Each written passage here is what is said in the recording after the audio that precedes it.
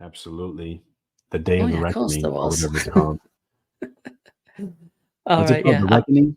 The Reckoning, right? Reckoning. Yeah, I think that rings a bell. But yeah, the card. I mean, we talk about stacked cards. Mm, How could you look at this and say it's not stacked? I mean, look at the names. You got AJ versus Wallin, Wilder versus Parker, Bivol. I mean, it's Arthur the big. London. It's stacked with London. the big guys, heavies, light Yeah, heavies, and cruiserweights. yeah. So yeah, No, it's going to it's get numbers. It's going to get amazing. viewers. Well, let's go through it then. We'll Get your start with 4 stars matchups. loads of 4 stars. Joshua Wallin, go. I can't believe that AJ accepted this fight. Wallin is very dangerous. He's a lefty. He has a little bit of craft to him. We've seen that. The Fury fight, I think that cut was the worst thing that happened to Otto because it Yeah, made him a stalker, and that's not really his game. He's more of a tit for tat, and kind of find his openings based off of what you do. Him leading is just not really his game. So it'll be interesting how he matches up with AJ. AJ, man, people trash him. He has 3 losses, yeah. But listen, the man can punch, the man can box. He's a really good fighter. Is he going to go down as one of the greatest of all time? How hard is it to be one of the greatest of all time? hmm Can't we just appreciate the man? The man fighting, he's trying. He's trying different trainers. He wants to get it right, and he's taking. This is a tough fight, yeah, and if he wins, he has to go into a even tougher fight. So uh to pick a winners is difficult, but I gotta rock with AJ. I don't think he stops him, but he's probably gonna just be, too big, too strong for Valine. But yeah. with definitely some, bumps in the road. Okay, interesting. And Yeah, Valine's not I a little mean, guy, bro. He's 6'5" himself. yeah, he's a big guy. He's a big guy, so it could cause problems with him being as big as Joshua. But I don't know, I Man, think, Joshua is like, if you had to picture like one of those, like Greek gods, he'd probably look like, one of them look like him. yeah, yeah. Well, a lot of people kind of say, "Oh, he's just a bodybuilder," and he, but It's no, fucking he's stupid. definitely.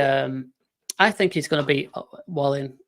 I think he'll stop him. But Ooh, having said that, I mean, we said it so many times, haven't we? Where he seems gun shy and stuff in the more recent years, but hopefully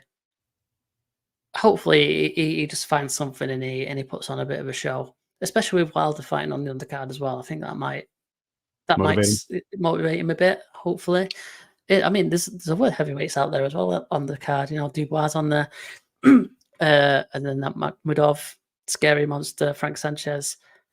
So it's a heavyweight show. You want to look good on a heavyweight show. So yeah, I think Joshua will get a stoppage, maybe mid to later rounds. Mm. Um, that's my pick on that one. Next, this is a really interesting fight of Wilder versus Parker. Give us your thoughts. Yeah, I found myself Boxiana, what did I say? But yeah, I find myself being a Joseph Parker fan. I like skills. I like people that can show they can box off, using their feet and or with their jab. Joseph Parker has shown that. However, we've seen once he steps up in level, Mm. he hasn't really came up on top. I mean, what is his biggest win? Is it the Jarek Chisora? A lot of people felt like he lost the first fight. Mm. He got his, and people were a little bit upset that he didn't knock out Junior Fa. Yeah, that was a So disappointment, wasn't it? the Andy Ruiz fight, people believe he lost that fight as well. So yeah, it's interesting to see because he's being matched up with one of the biggest punchers in not just heavyweight history, but in all of boxing history. But when you look at Wilder, Wilder has what, 1 round in 3 years or something like that. Yeah, Oh, I'm sorry. Yeah, 2 years. 2 years. Apologies. I don't want all the Wilder fans to come at me because there's a lot of them, and for good reason. Uh, Listen, when people watch boxing, what do they want? They want knockouts. They Knockouts, want yeah. entertainment. Uh, you can't really. There's not really a Wilder fight that you've seen that it hasn't had some type of wow moment Yeah. because listen, when he gets his right hand straight and he turns his punch. Sometimes he doesn't have to turn the punch. Look at the Hellenius fight. I mean, he stepped back and just threw a punch, and he knocked that dude out silly. So, with the history, you got to think Wilder KO. when and how it will happen, who fucking knows? But most likely it's gonna happen. Yeah, I'd go along with that as well. To be honest, Josie Parker, solid fighter, good at everything, but not great, not fantastic. And like I say, he steps up and he tends to get a little bit found out. So yeah, I think Wilder again, he's another one. He needs to put on a show, doesn't he? He needs to make a statement. That'll be a good statement because Joshua beat Parker obviously in the past as well. So if you can stop him, I think that was a points win, wasn't it? By It Joshua. was, yeah, not really a fun fight to watch. No, shit, wasn't it? I remember. But yeah, if Wilder can make a statement on that one, that bodes well. And we assume that they're supposed to match up after this. Is that correct? Is that the thinking? Right. Yeah, they think that yep, the winners meet. Now a lot of people don't think Joshua's really going to do it. They think that he's been avoiding Wilder. Power is not really the thing he wants to do. I'm sorry, to face. But I have faith. Speak it, believe it, receive it, as such as Wilder would say. So, yeah, Joshua Wilder, expect them to win and face each other off in the first or second quarter of 2024. Yeah. I mean, the money will be there for it. I'll probably be back in Saudi Arabia. Most definitely. So, yeah, that's got to happen. Next fight isn't too bad. Dimitri Bivol against Lyndon Arthur. Go on. Give us your thoughts. Lyndon Arthur, very good European fighter. We all know he has a great jab, but he's out of his depth. Bivol is one of the best fighters in the world, one of the best boxers. He proved that. It's not just the Canelo win. You got to watch it. He faced, a huge light heavyweight, guy that moved up to cruiserweight, and Gilberto Ramirez, and dominated him. He was a former champion at 168. Ramirez. The Craig Richards fight. Craig Richards is a very solid guy. Was really winning, and then towards the end made it close. Joe Smith, took away that right hand, got hit like one time really.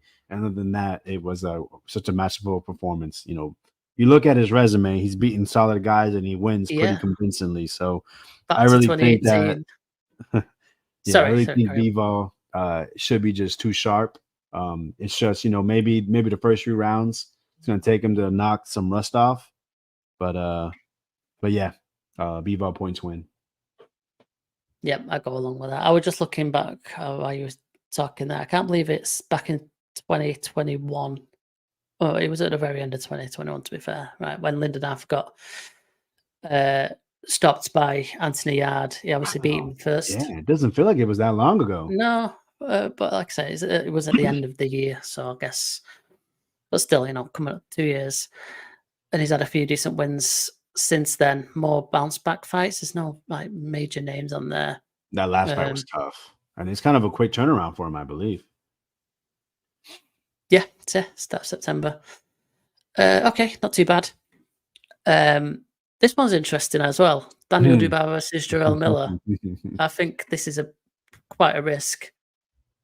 For Dubois. I mean, obviously, we're not seeing Jarrell Miller. He came back. Yeah. Last year. He's been on a small shows. Right. Yeah, the first fight it was on a WBA KO for drugs, which is hilarious. Then he fought actually a good friend of mine, James Payne, works for a promotional company out there in the Tennessee area. Dang, what are they called? Oh my God, I feel so bad not knowing the promotion's name. But they do a lot of shows over here in like the Southeast. They do a really good job. But yeah, he fought on that show. And then he went over to Dubai. What card was that? I remember Brandon Glayton fought on that card. But I think Jarrell Miller and Lucas Brown was the main event. And what a sloppy, nasty fight that shit was. Okay. But man, Jarrell Miller is he's just for lack of a better term, a massive man. Yeah, he's huge. 6'4", 300 plus pounds. And he's facing Daniel Dubois, who we saw. Daniel Dubois can punch and knock out anybody. We seen that in his last fight where he knocked out Usyk and was robbed of being, the unified champion. Oh, you disagree, huh? You don't think so? You don't think that was? You thought that was properly called? I think it was low. I think it was low. I think it was low. But that's right. Jarrell Miller's the Dubois fight was on Pro Box here, which is a small, network or broadcaster. But anyways, I think Daniel Bois is gonna get the W as long as he can take the onslaught. Jarrell Miller throws a lot of punches. Yeah, he always keeps coming forward as well, doesn't he? He's quite relentless in that, like a juggernaut, like yeah. But when you take drugs, you can do things that exactly. are not as normal. So the pace is still high, but not the same. When he gets fucking punched in the nose, we'll see exactly how it looks. So I want to go on record. I'm rolling with Triple D. Is that a pause or going on the list, Boxiana? All right, yeah. Give me the knockout, Dubois. Yeah. No, well, that's what I'd be hoping for. Obviously, we don't want drug cheats winning for a start. Mm-hmm. And obviously, Daniel Dubois. I've always liked Daniel Dubois. So yeah, hopefully I think that'll be an entertaining one. To be fair, whether it should be there or not with Jarrell Miller, but anyway, it is. So it is what it is. What a stack card! Holy shit! Yeah, man, Jesus, we've still got a bit to go. We're not rushing off anywhere. Jay Apatea, think he's pretty much the proven number one. Is he at cruiserweight now these days? Basically, against Ellis Sorrow. Not that he's done enough. Really, it's just cruiserweight is a lot of uncertainty, I think, and he beat the number one guy, and then fights an undefeated guy and beats the shit out of him. So yeah, Johnson's Bradis. He beat Bradis, doesn't he? Yeah. So this fight's actually in jeopardy. The IBF says they are not approving this to be for the title, and they're saying he needs to fight the rematch with Bradis. Oh, okay. I think it's a shame. I think this will really help the cruiserweight division for Apatai to be on this card. Yeah. You just wish that everyone would work things out with the IBF. The IBF is a funny sanctioning body. They choose to stick to their guns at weird times. We've seen they're always, they're really strict on their mandatories, but yet Errol only fought one mandatory within his 4 years of being champion. And then they go ahead and they strip Terrence Bud Crawford after he beats Errol Spence. So very inconsistent. You hate to see it. Like with Errol, it made sense. He was in car accidents. He was doing unification fights. But also you want people to see you want to see people stick to their rules. So if you knew that you had a mandatory coming up, why didn't you file for an exemption or try to whatever you had to do? So it'd be sad to see. I think Jay Apatai is definitely one of the best fighters and possibly in the world. He just has to prove it. Yeah, fun fighter. Okay, next name, the scary monster, Makhmudov from Russia, and against another undefeated Ajit Kabayel. He's German, I think. Yeah, he's German. Yeah, he was on the short list for AJ's next fight until this happened. Yeah, it looks like he's fought loads in Germany recently, and then beat Chisora in Monte Carlo. Did he? Oh, was that the controversial? The controversial one. Okay, maybe we'll watch that someday. Yeah, interesting. I'm gonna go Makhmudov. Yeah, you have to, right? I mean, yeah. Boxian, I'm so glad you're here. You're making the you are the chat today, obviously, and you're definitely entertaining. Sorry, we know each other, and we have like this list when you say like suspect things, and she's on me today. Yeah. I don't even remember. I know the Jarrell Miller comment. I'm wondering what the other one was. Bullying, I think from afar. That's fine. Frank Sanchez, Junior Far. That's also on there. Frank Sanchez should be winning this one. You'd think by boring decision. Boring decision. Fair enough. Oh, apologies on a knockout streak, sir. Oh. You got 2 knockouts in a row. 2 in a Oh, 3. Whoa. 3. So nailed on boring decision. He was just knocked out in 1 by Lucas Brown. Who was? I forgot what card it was. Junior Fa. Oh, was he? Oh, he had a comeback. Is that a win since? apologies again. I Wow. guess Didn't I'm not. Lucas Brown fight last night? I saw. Oh, Oh shit! Didn't he? Recently, something like that. Oh, to date, fights to date. oh, The ninth? No, yesterday. You're right. yeah. I'm sure Yeah, I saw him. undefeated fighter. Yeah.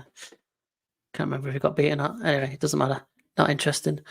This Last on there, Filip Pergovic. I mean, this is stats, isn't it, with names against is Matt probably the worst Demore. fight though. Some old ass dude from Australia. Yeah, he was in. What was it? Tyson Fury. At some point. Oh, David David Hay. Hay, David Hay. Yes, ouchie. knocked him out in one round. And this is at heavyweight. Yeah, heavyweight. The Viking. So yeah, you know what? I said this is a stats card, but really looking at it, I reckon the odds will be quite stacked in the left-hand side column when we look through the betting odds on this one.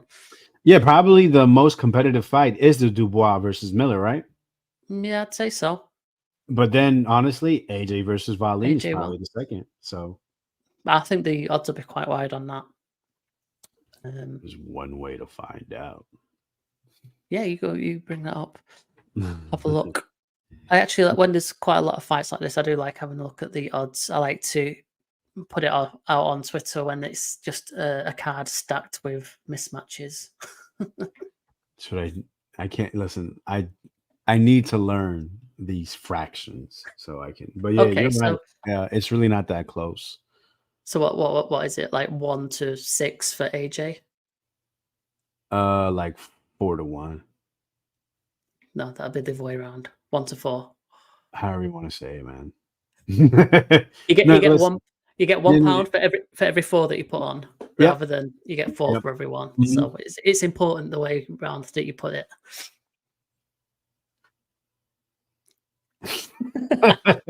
No, I hear you. Yeah, Wilder is 1 to 6. Yeah, so £1 for every £6 you put on. Oh, Yeah. dollars. Say dollars. $1 for every $6. Yeah. Bataya is 20. Yeah, 1 to 20, 1 to 25. Miller, So Dubois, 1 to 4, 1 to 5. yeah. So I'd say like 3 to 1 on the underdog side is where the cut-off point between a close fight and a bit of a mismatch, basically. Yeah, I mean, but I just don't feel like. Yeah, I think those fights are a lot closer than those odds Okay. are telling. Well, you could make some money there. Oh no! I still have those guys winning. It's just Yeah. it's some scary. You're not going to make as much money then, I guess. Hey, parlay, baby. Yeah, I'm just having a quick look as well. Actually, now I've got it up on Odds Checker. So yeah, AJ decision, Wilder knockout, Dubois versus Miller not going the distance. Bam. Yes, that's a good shout. People was 1 to 16, so obviously that's really wide. Hergovic 1 to 33, as in $1 for every $33 you put on. It's big. You got to be careful with Herkovic. You never know if he's going to get a knockout decision. Frank, he's on a knockout streak, so I'm staying away from that. Yeah. Anyway, it's not the most competitive card by looking at those odds, but it should still be quite interesting. And like I say, you get a lot of names on there, so I guess it's worth the pay-per-view, I suppose. I think so. I think it.